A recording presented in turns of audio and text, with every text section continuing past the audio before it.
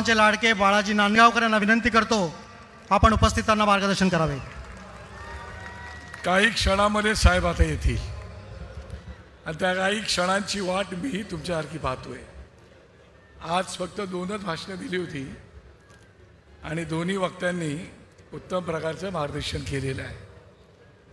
मला असं वाटतं की आपणही सगळेजण साहेबांच्या भाषणाची आतुरतेने वाट पाहतात, पण मी एवढं नक्की सांगू इच्छितो की आपला नेता अत्यंत स्पष्ट वक्ता आहे। जी भूमिका आहे ती रोखठोक, ठामपणे, कणखरपणे, कोणाची भीडभाड न ठेवता, स्वतःच्या फायद्याचा तोट्याचा विचार न करता भूमिका घेणारा नेता आहे। आणि म्हणूनच संपूर्ण महाराष्ट्रामध्ये चर्चा आहे की आता नेमकं काय होणार, राज ठाकरे साहेब काय बोलणार, टीजर जोरात रिलीज झालेला आहे, काय घडलंय, काय घडतंय आणि पुढे काय होणार। आणि म्हणूनच आम्ही सुद्धा त्यांची आतुरतेने वाट पाहतोय। मला आठवतंय राजसाहेबांनी कधीही आपली भूमिका मांडताना माझा फायदा काय होणार, तोटा काय होणार याचा विचार केला नाही। त्यांनी सदैव आपली भूमिका राष्ट्रहिताची, महाराष्ट्र हिताची, देश हिताची, धर्माच्या हिताची आणि देवाला साक्ष ठेवूनच मांडलेली आहे। आणि म्हणून आता सुद्धा तुम्ही जर पाहिलं तर मला आजही आठवते 2007 साली या देशाचे पंतप्रधान सन्माननीय मनमोहन सिंग होते। मनमोहन सिंग पंतप्रधान असताना खरं आता काँग्रेसची विचारसरणी आणि आपली विचारसरणी वेगळी आहे, त्यांच्या विचारसरणीसोबत आपण कधी जाऊ शकत नाही। पण 2007 साली मनमोहन सिंग सरकारने लोकसभेमध्ये भारत आणि अमेरिका अणुबॉम्ब करार केला आणि तो अणुबॉम्ब करार केल्यानंतर त्या अणुबॉम्ब कराराला सन्माननीय राज ठाकरे साहेबांनी पाठिंबा दिला होता।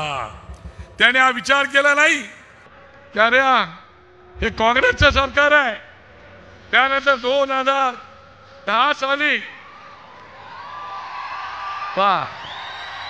आले साहेब,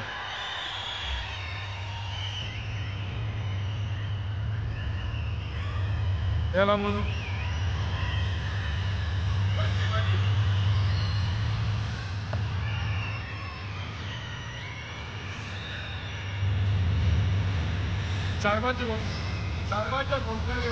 महाराष्ट्र नवनिर्माण सेनेचा मराठी उदय सम्राट आदरणीय राजसाहेब ठाकरेंचा, महाराष्ट्र नवनिर्माण सेनेचा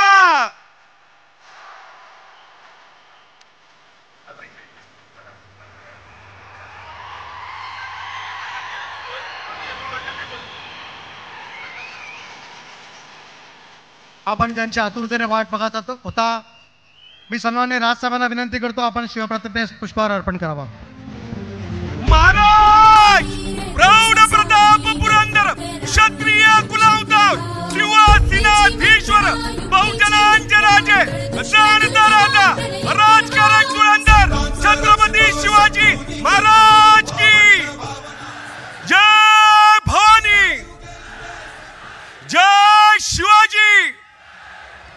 महाराष्ट्र नवनिर्माण सेनेचा महाराष्ट्रातील तमाम युवकांच्या सोनेरी भवितव्याचे प्रतीक श्रीमान राजसाहेब ठाकरे यांचा, मराठी हृदय सम्राट मान्य राजसाहेब ठाकरे यांचा। आणि त्यामुळे कधीही राजसाहेबांनी आपल्या स्वतःच्या फायद्याचा तोट्याचा विचार केला नाही। त्यावेळेला 2010 साली लोकसभा आणि विधानसभेमध्ये महिलांना 33% आरक्षण मिळालं पाहिजे अशा प्रकारचं बिल मनमोहन सिंग सरकारने आणलं होतं, ते अयशस्वी झालं। पण त्या बिलाला सुद्धा पाठिंबा राजसाहेबांनी दिला होता। त्याला हे पाहिलं नव्हतं की हे कोणाचं सरकार आहे। त्यानंतर 2012 साली मनमोहन सिंग साहेबांच्या सरकारने थेट परकीय गुंतवणूक या देशामध्ये आली पाहिजे अशा प्रकारचं बिल आणलं.